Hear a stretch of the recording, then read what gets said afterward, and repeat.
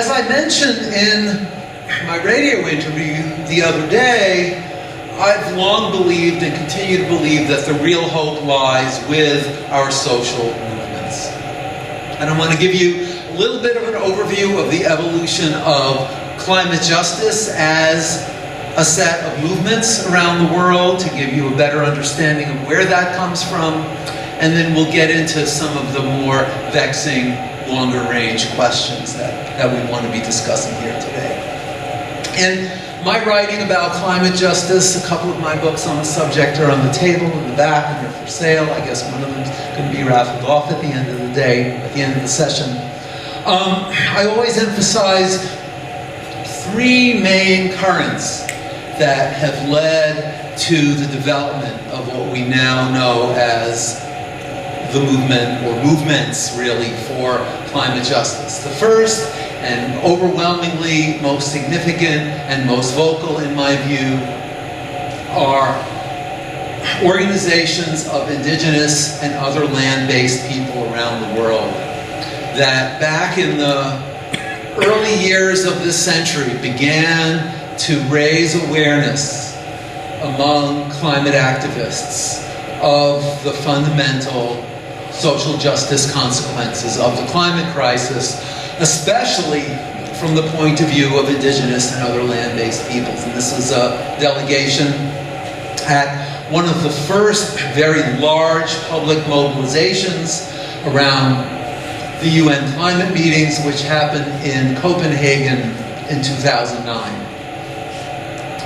And this presence has continued to be significant at the events around the climate negotiations, as well as in other climate-related discussions around the world. The following year, the UN meeting happened in Cancun, in Mexico, and that mobilization was led by people from La Via Campesina, one of the most inspiring social movements in the world. It's a global network of small farmers and people reclaiming their identity as peasants in various parts of the world. It's a truly global movement, and folks from Via Campesina were on the front lines in Cancun.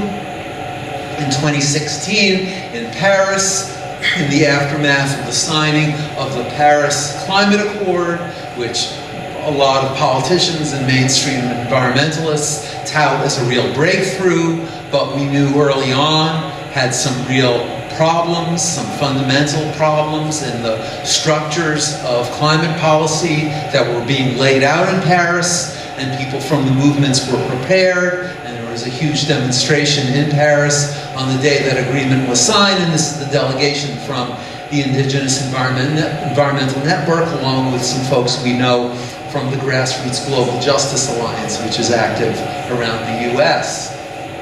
And then, of course, at Standing Rock in North Dakota in 2016, the largest mobilization of Native Americans since the 19th century, focused on trying to stop the Dakota Access Pipeline, and brought together thousands and thousands of people from all across the country and around the world under the leadership of the indigenous people in North Dakota. There was a short-term success that, of course, was overturned as soon as Trump got in the beginning of 2017. But this series of actions inspired anti-pipeline movements all across the country, many of which have since succeeded in shutting down pipelines and other unneeded fossil fuel infrastructure. I think I missed the slide, but that's okay. No, they're still trying, Brian, I just wanted to say, they're still in court trying to shut down the Dakota Access Pipeline because a judge has ruled twice that it's operating illegally. Right, absolutely. The fight against DAPL has by no means ended. The second central element in the spectrum of groups that have raised their awareness of climate justice is the traditional environmental justice movement, which of course is a movement of primarily communities of color around the US and around the world that over decades have come to learn that they are far more likely to be subjected to extreme environmental hazards than all others. This was a mobilization in Richmond, California, also back in 2009 in the lead up to the Copenhagen UN conference. And these folks in Richmond have been fighting Chevron oil, which has a major refinery in Richmond, for many decades, and here they're actually celebrating a decision that forced Chevron to cancel a planned expansion of its Richmond refinery. And it was really one of the first large public actions in the US to explicitly have a climate justice theme. And a few years later, in the aftermath again of Paris, many of us from around New England, I think Melinda and maybe some others of you might have been there, converged on Albany, New York, where oil that's transmitted by rail from Canada down the west side of Lake Champlain is offloaded onto barges in the port of Albany to be sent to New York City and the refineries in New Jersey, people in those communities suffering a whole array of health issues that come with high exposure to environmental toxins, and we all came together in support of those communities and to say no more long-distance transport of fossil fuels. The third major current of the three currents that come together to shape our understanding of climate justice can be dated back historically to the global justice, anti-globalization movements of the late 1990s and early 2000s. It is a current that has a much more explicit understanding of the problems of capitalism. Capitalism, you see on the upper left, equals climate chaos. This was a demonstration on Wall Street the day after the huge 2013 People's Climate March that maybe some of you were at in New York City. That was on a Sunday. That Monday morning, thousands of us gathered to shut down Broadway in the financial district in order to make the point that it's really the financial and other large capitalist institutions that are really the core institutions primarily responsible for the crisis because of their inability to curtail the trend toward increasing growth, increasing consumption, increasing accumulation of capital upon which the integrity of this economic system depends. That we need to have a fundamental understanding of what's wrong with capitalism to understand how we've come to depend so much on unsustainable patterns of growth through fossil fuels that have brought us the climate crisis. And that sector of the movement often embraces this message, calling for system change, not climate change. The idea that we need a fundamentally different economic and social system to really get to the core of the social patterns responsible for climate disruption. This was a demonstration in Italy, I think just before the COVID pandemic. So that's the climate justice movement that is really maybe chiefly shaped my understanding of what we can do about the climate crisis and how to think ourselves out of the mindset of increasing despair and predictions of collapse and all of the rest that I will argue are fundamentally demobilizing and that really get in the way of our ability to see a way forward.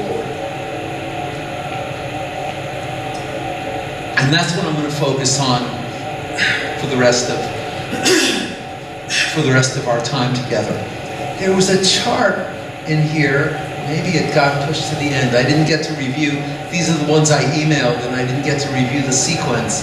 But there is a chart showing how oil and natural gas production has not only continued to increase in the US, but is at a systematic all-time high, and how the offering of federal leases for oil and gas extraction has significantly increased under the Biden administration. When we heard in the debate the other night, Kamala Harris not only disavowing her earlier opposition to fracking, but bragging about how the Biden administration has been so open to increased production of fossil fuels. That is absolutely true.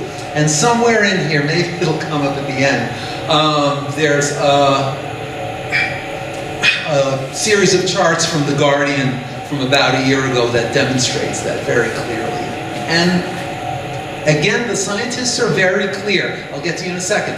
The scientists are very clear. The only way to hold back this onslaught of climate chaos is to rapidly eliminate excess greenhouse gas emissions, the vast majority of which, as we saw from the chart a while ago, are a result of the burning of and the extraction of fossil fuels. Yes?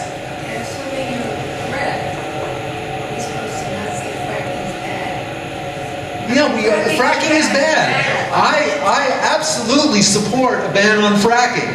And that we need to end all new fossil fuel infrastructure in order to have a sustainable planet. Of course, if you're running for president and your ability to win depends on winning Pennsylvania, where fracking for gas is a growing part of the economy, it's hard to continue to say that. That's the political vice that mainstream candidates find themselves in. But as activists, I think it's important to be absolutely clear that we need a ban on fracking and we need to end all new fossil fuel infrastructure.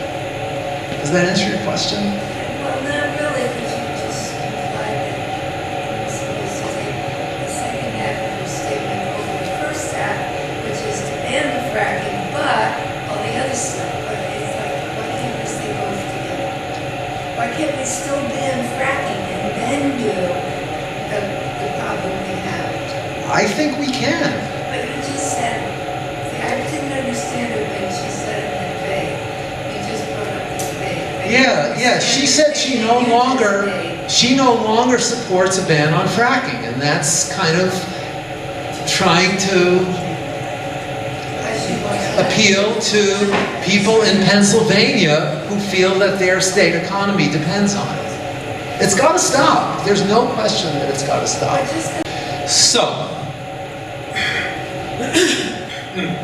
So where do we go from here? As I've mentioned a few times, we find ourselves in this cultural moment where we're almost consumed by images of collapse, of chaos, of apocalypse. And we live in apocalyptic times, and sometimes it's difficult to not be overwhelmed by those images. And those images are all pervasive in our popular culture. Around the time when I first started writing about this, around the time of the Copenhagen Climate Summit, there were so many movies and so many images in popular culture that were continually reinforcing this image of being in a world on the verge of collapse. And these are some of the ones that I remember the most from that period of time, and I'm sure everybody in this room can name many, many, many others. The one image that might be new to you is the one on the lower left. It's from a documentary that was quite popular among people who identified as radical environmentalists around this time, the early 2010s. And that was the notion that in order to imagine a sustainable planet in the future and to preserve biodiversity, that we really need to be advocating for an end to civilization. Popular writers like Derek Jensen, who many of you were familiar with, who was extremely popular among some of my students back then, were making this case, and it's a fundamentally nihilist outlook that ultimately, in political terms, I would argue, really doesn't get us anywhere. These images of impending doom are extremely demobilizing. That when people feel there's no hope, they don't necessarily feel like it's worth putting a lot of time and energy into trying to deal with these problems. Yet we know from the science that what we do right now matters tremendously. There was a study about 10 years ago from the climate scientist James Hansen's group documenting that our ability to act now makes the difference between whether we're looking at a few decades or maybe centuries of extreme climate instability, or whether these patterns of climate instability are going to be facing people and whoever is living on this earth for thousands of years. That depends on what we do now. And these images don't help us deal with that very much. In the earlier years of the ecology movement, there was a much more positive, forward-looking outlook that was prevalent.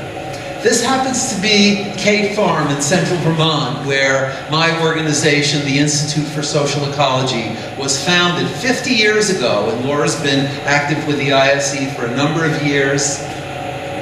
Cade Farm was a place, excuse me, and all the centers we've had since then have been places where people have come to study social ecology theory, which is rooted in the understanding that environmental problems are fundamentally social, that historically they're rooted in patterns of hierarchy and domination that have become increasingly prevalent in human history, and that we can look toward a future of self-reliant, directly democratic communities that can federate together and address these serious problems. And Cade Farm back in the 1970s was also one of the first places in the US where people could learn how to build solar greenhouses and domes with fish farms inside that were providing food from nutrients that would otherwise be wasted. There was even a guy who traveled around the Midwest finding these old abandoned wind turbines from Midwestern farms and was reconditioning them so that they could be used as a power source for contemporary farms. Social ecology and the Institute have always been rooted in a much more forward-looking view that is rooted in the utopian tradition in Western thought, which I'll have more to say about in just a bit. And social ecology focuses on what my friend, who was one of the founders of the ISE, Dan Chodakov, describes as practical utopianism. That is, grounding our praxis as we work in areas like solar architecture, green urban design, permaculture, etc., that we take on these very practical activities that help us usher in the practices that are necessary for a greener, more sustainable world. These kinds of more hopeful images used to be very prevalent in the ecology movement, and we don't see very much of this today. And I will argue that for a whole range of reasons, we need, as difficult as things are now, and as difficult as the political situation is, that we need to have a more forward-looking outlook if we're going to find our way out of this predicament. a few quotes that I think help illustrate how not only is the politics of despair and chaos demobilizing, but that historically it's primarily been a vehicle that has energized the far right.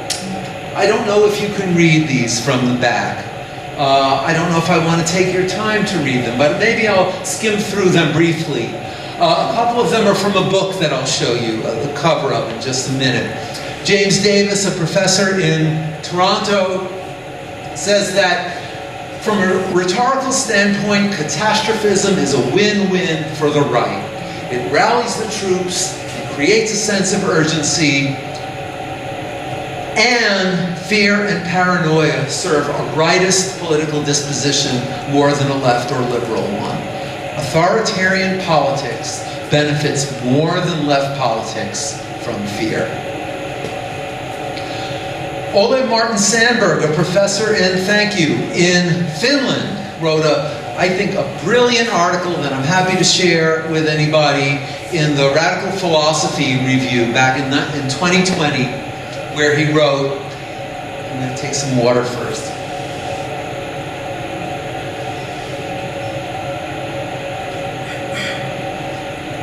Exaggerating the threat of social collapse is more likely to make us cling to the social system that exists, to make us want to preserve the status quo in the system of domination and exploitation that is causing the crisis.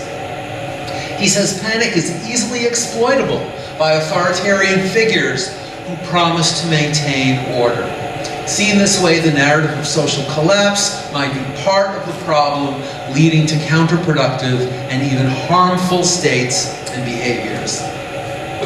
And finally, David McNally, who's an activist and Hollywood screenwriter, says the apocalyptic scenario in which a complete collapse of social organization ushers in a tumultuous upheaval is ultimately a mystical rather than a political one. It is much more helpful to think about revolution as a dramatic convergence of real practices of rebellion and resistance that in their intersection acquire a qualitatively new form.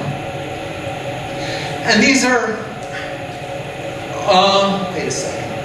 These are not in order. Yeah. These are some of the sources that I gained a lot of insight from. The book on the left is the one that the first and third quotes in the previous slide came from. Catastrophism, the apocalyptic politics of collapse and rebirth. This came out in 2012, the year a lot of people were citing the Mayan calendar's supposed prediction that the world was going to end. And again, a lot of even alternative-minded people were consumed by this idea that we were on the verge of collapse. The middle is the cover of the third volume of an incredibly brilliant piece of work that originally published in the early 1950s. Ernst Bloch was a social theorist from Germany who was a political refugee from Nazi Germany, and the story is that he spent his days toiling away in menial jobs in Boston, and he spent his nights in the halls of the Widener Library at Harvard writing this incredible 3-volume history of the principle of hope throughout human history, looking at where we get hints of a more hopeful understanding of the future from the arts, from literature, from mythology, from history, and most importantly, from the evolution of social movements. And then the third is actually a large format museum volume that I just happened upon at the University of Vermont Library many years ago, and just actually got my hands on a copy so I can actually have more ready access to it. This was a collaboration of the New York Public Library and the National Museum of France, a huge traveling exhibit called Utopia, the Search for the Ideal Society in the Western World. And this book is full of photos of artworks going back hundreds and even thousands of years, and a number of really pointed historical essays that help us understand the evolution of the utopian tradition in the West. And this is an understanding that's reflected in many of our movements today. On the upper left, we see the immediate aftermath of the flooding in Montpelier last year, when hundreds of people came together in a cooperative manner to shovel the water out of the streets, to clean out people's basements, to feed people who were having trouble being fed, and to help the city find its way out of this catastrophe. The example of Food Not Bombs, and that's my friend Keith McHenry, who lives on the West Coast, who was one of the original founders of Food Not Bombs way back in 1980. Food Not Bombs is now in hundreds of cities all around the world, setting up on the steps of city halls and other public places to feed people for free. And one of Keith's favorite things to do is to show up in the places where the powers that be least want hungry people to be visible, and have those be the places where people come together and hand out food for free. And then this is a group on the right, is a group in Sweden that I learned about from my colleague Tajo Müller, who's one of the leading voices of climate justice in Germany, one of the founders of the huge direct actions that maybe you've heard about, where for years people were converging on the sites of coal extraction in Germany and dressed up in hazardous material suits by the thousands, forging their way through the police lines to shut down the coal industry in Germany for periods of time. And he feels that those actions, unfortunately, have not succeeded in making progress towards shutting down the coal industry in Germany. And he's very concerned about the threat of collapse, and he's very concerned about how the way right-wing movements, and especially in this time of rising fascism, have come to take advantage of periods of crisis.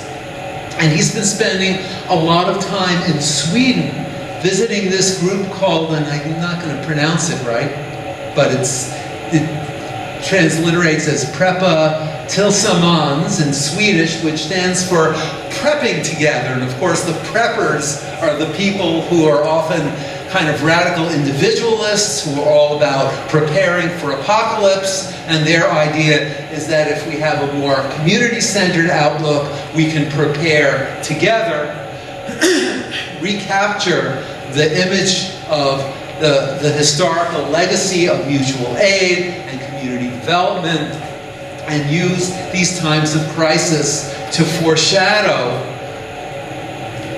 a more cooperative kind of future.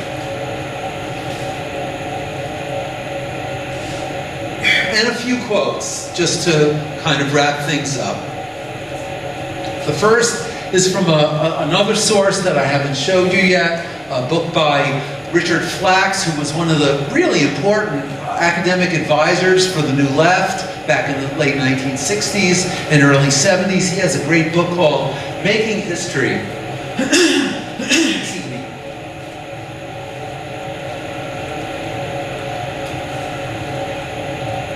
Called Making History, where he says popular movements show us that people are capable of and ought to be making their own history, that the making of history ought to be integrated with everyday life, that current social arrangements can and must be replaced by frameworks that permit routine access and participation by all in the decisions that affect our lives.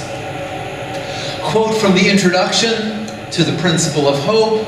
Bloch says, fraudulent hope, which we see more than enough of in advertising and so many other places, is one of the greatest malefactors, even enervators, it gets in our nerves, of the human race, while concretely genuine hope is its most dedicated benefactor. The famous German sociologist Karl Mannheim, quoted in that Utopia Museum collection, says, "The utopian mentality is at the base of all serious social change." Emanuel Wallerstein, the founder of world systems theory, some of you might be familiar with, gave a series of lectures on this topic a decade or two ago, where he said the answer to disillusionment is to consider, and this connects to the whole notion of practical utopianism I mentioned earlier, that's a core element of social ecology, to consider the substantive rationality of alternative possible historical systems. It's a mouthful, but I think it's worth pondering. And this is the choice we're left with, and this is the note that we will end on. This is a graphic that a friend of mine sent me just a couple of weeks ago that I think is incredibly appropriate for this occasion. The interesting thing about capitalism is that it's entirely incompatible with the future. So we've just decided to get rid of the future and keep capitalism for a short while. The other alternative, this is from a terrific group, the same group that did the graphic on my very first slide, Mutual Aid Disaster Relief, from their work around the COVID pandemic, and it applies equally to the climate crisis as a portal to a different kind of future. And the slogan, "The time is now, imagine another world and fight for it." And I think that's the best note to end on. I really appreciate, again, everybody coming out today. We're going to take a breather, drink some water, and open it up to questions and discussion. Thank you.